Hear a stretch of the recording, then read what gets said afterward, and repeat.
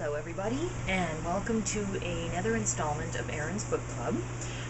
Today I'm going to do a book review on a book called A Safe Place.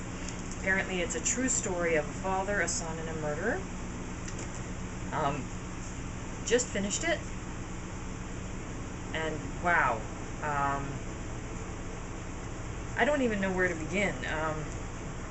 It takes place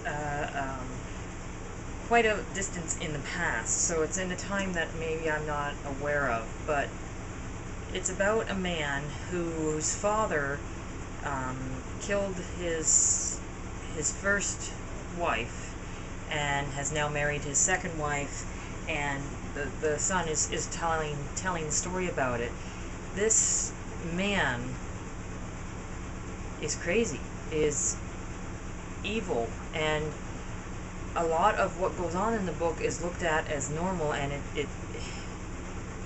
there's times when I have to stop reading and put it down because it's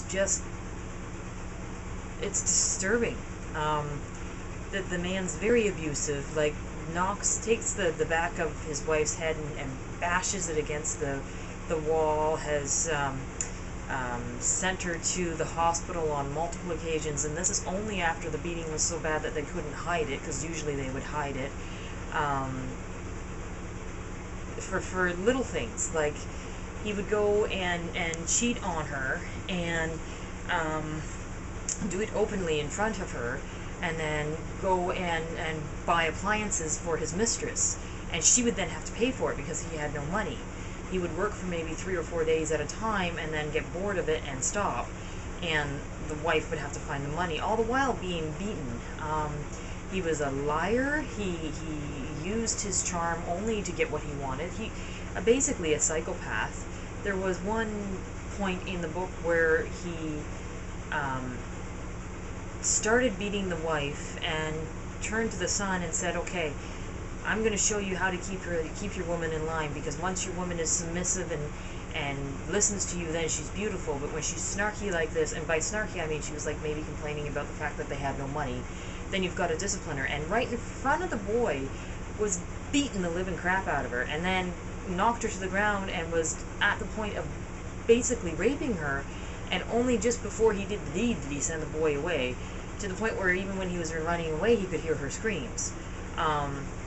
It took until he was 19 to fight her back, or to fight him back, and at 14, the mother told the son that the father had killed the first wife, and the agonizing journey of trying to find the details on that.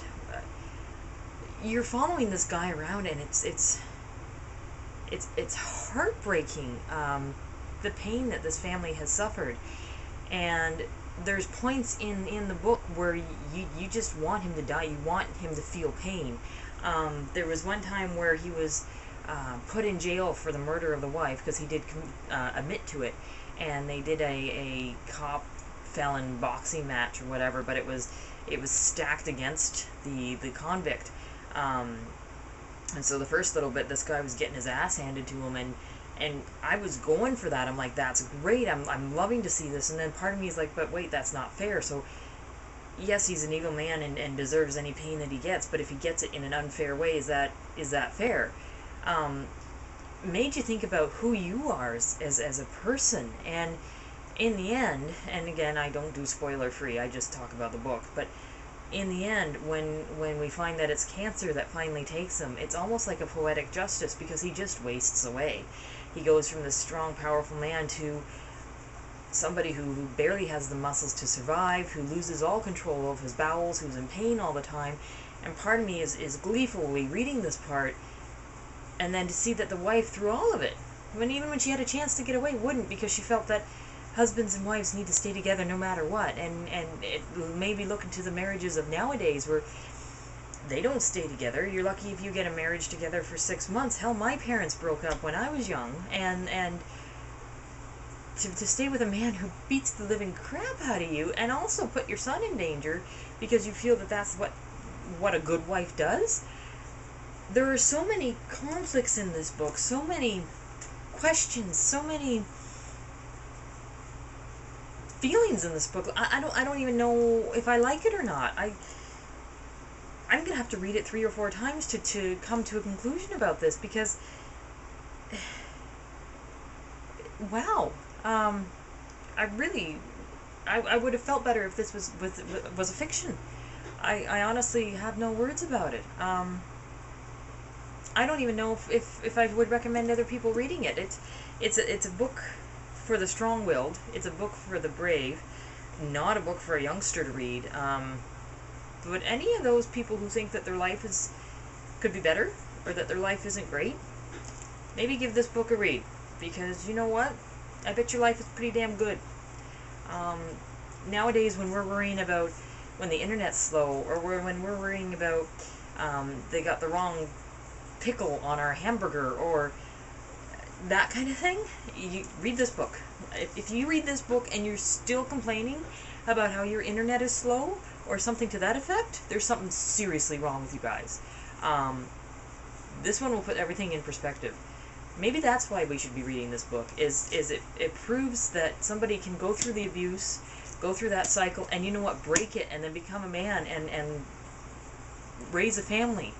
And that maybe all our problems aren't that big of a problem. But all in all, if you want to have your mind opened, if you want to have your heart changed, give this book a read. If you're not ready to see the world in a different view, if you're not ready to see the hate and anger in the world, maybe hold off on this for a bit. I'm sorry, I'm usually much more happy with these, but this book really affected me, and I think it'll affect whoever reads it. So, if you feel brave, please give it a try. Thanks, guys. I've got 2 more magazines to read before I can start my next book, but you know what? Tell somebody you love them today.